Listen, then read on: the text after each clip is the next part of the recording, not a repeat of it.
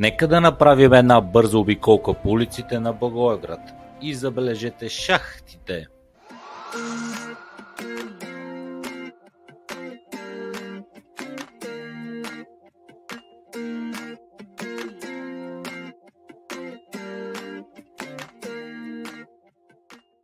След тази обиколка станах за смяна на предницата. В това видео ще стане въпрос за шахтите на Благоевград и за пътната маркировка в града. Добре, ние в кой век живееме, че не може да си оправим поне шахтите? Всека една трета шахта е с такава дълбочина. Каква е причината? Ние не можеме, ние не знаеме.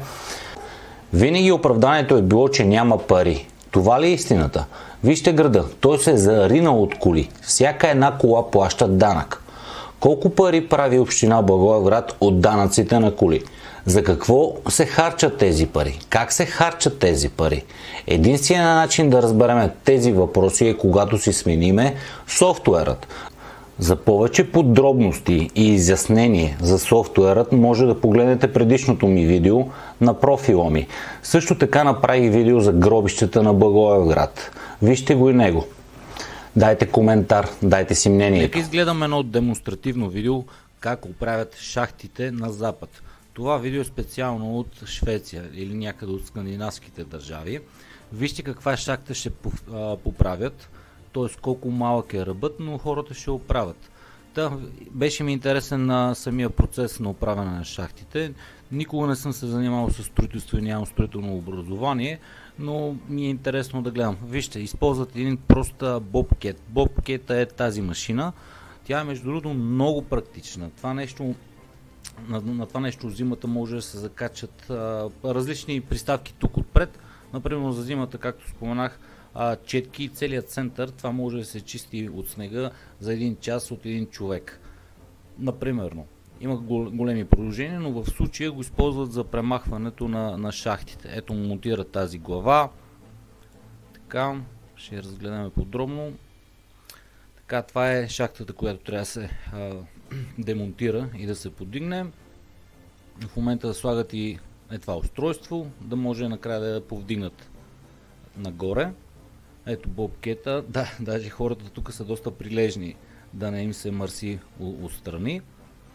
Така започва бобкета това да го върти около шахтата, разни настройки и идва момента, където вече са извадили шахтата.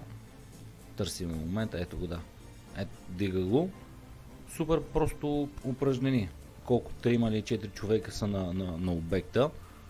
Започват да мерят, слагат левелите. В момента маркират този материал, който го слагат да се повдигне самата шахта. Третира с разни работи. Цимента слагат, трамбова, процесите където трябва да се правят. Сега даже го сложиха му като боя, пудра. И накрая завършиха.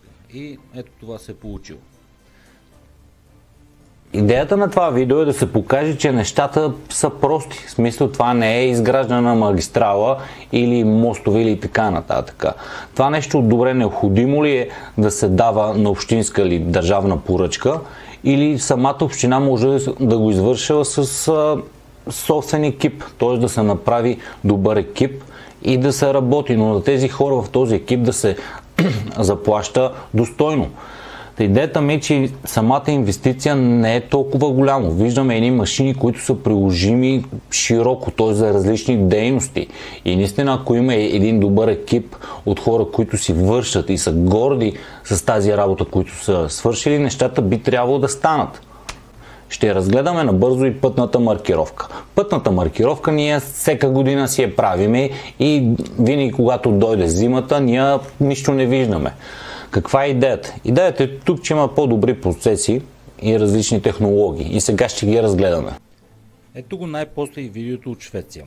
Ще наблюдаваме процеса на полагане на пътна маркировка в Швеция.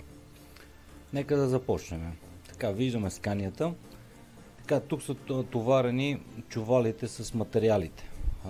В България се полага боя и се нанася боя, докато тук е термопластична основа.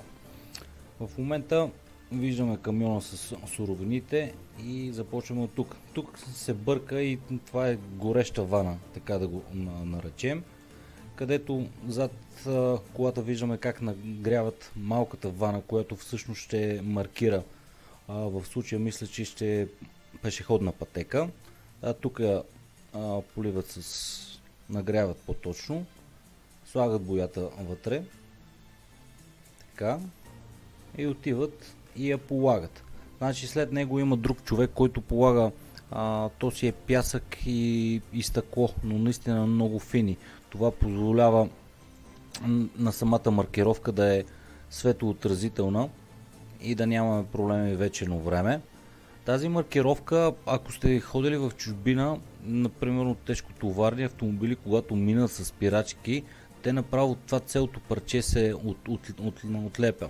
Все едно като пластмасово седи после и има наистина релеф и дават я между 6 и 7 пъти повече като времетраене, отколкото обикновената боя.